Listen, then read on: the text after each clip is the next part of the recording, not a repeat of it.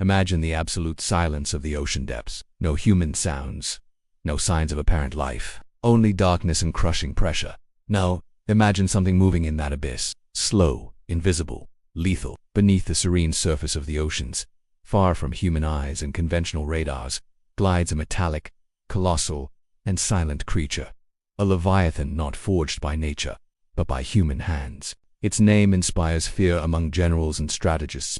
The Russian nuclear submarine that carries within its belly the promise or the curse of the end times. This machine, which seems pulled straight from a futuristic nightmare, is not just a vessel. It's a mobile fortress, a capsule of destruction capable of wiping entire coastal cities off the map. On the outside is steel. On the inside, technology that defies the limits of conventional warfare. As much as humanity longs for peace, there are always those who bet on fear as a form of deterrence. Belgorod is the ultimate example of that. It is no exaggeration to say that the mere presence of Belgorod alters the geopolitical balance of the planet. At 180 meters long, longer than any other submarine in operation, it is the kind of entity that could lurk silently like a patient shark on the ocean floor for months without anyone noticing. If it wanted to, it could launch its thermonuclear torpedoes out of nowhere, sending warheads with several megatons to create radioactive tsunamis, devastating coastlines and poisoning the seas for generations.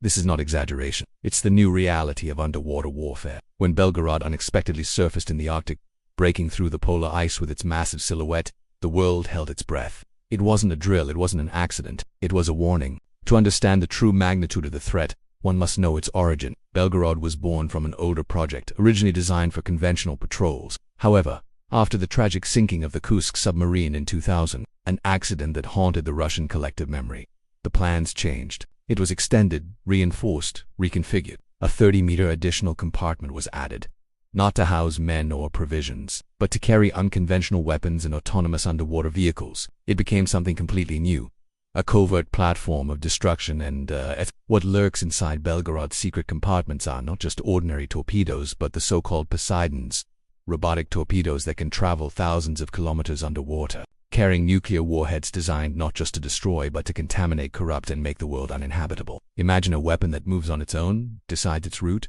avoids obstacles, and chooses the moment to strike. This is not science fiction. This is the Poseidon. This torpedo can be left on the ocean floor like a dormant shark, waiting for a single word: attack. At 20 meters long and weighing about 100 tons, it carries a warhead so powerful that if detonated near a coast, it would raise a radioactive tsunami of biblical proportions. According to estimates from American and Russian military analysts, the damage from a single Poseidon could render a coastal region uninhabitable for over 100 years.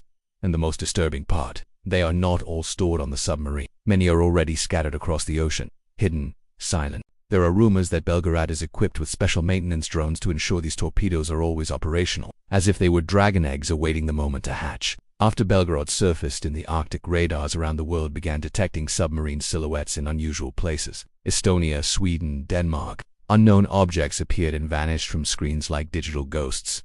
Some officials blamed software errors. Others, more cautious, raised the alarm. Between Norway and the United Kingdom, the truth emerged. Two massive submerged shapes were seen crossing the seas. The Royal Navy did not hesitate. It intercepted, investigated, confronted. The metallic giant surfaced as if it were routine.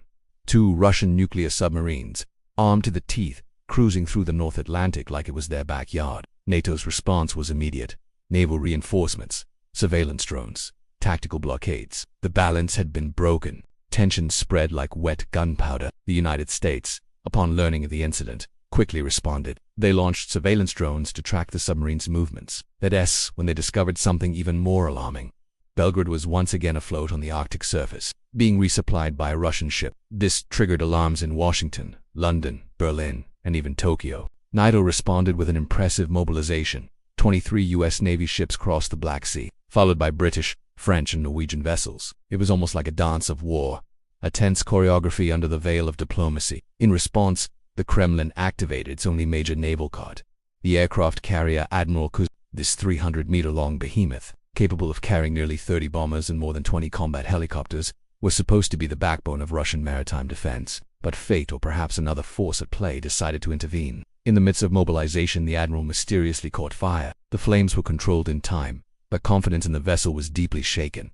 Was it sabotage?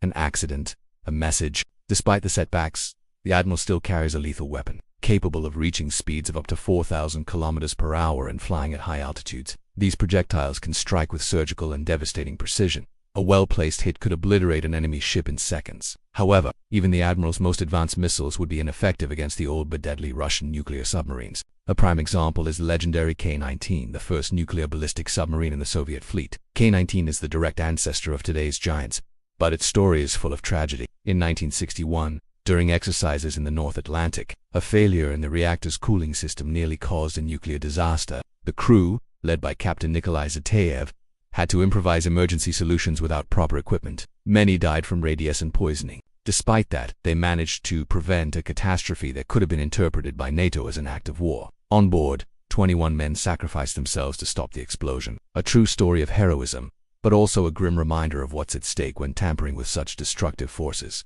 Today, Belgorod patrols the seas like a silent shadow. No one knows exactly where it is. It could be near the American coast, hidden beneath the Arctic's icy waters, or lurking at the bottom of the Barents Sea.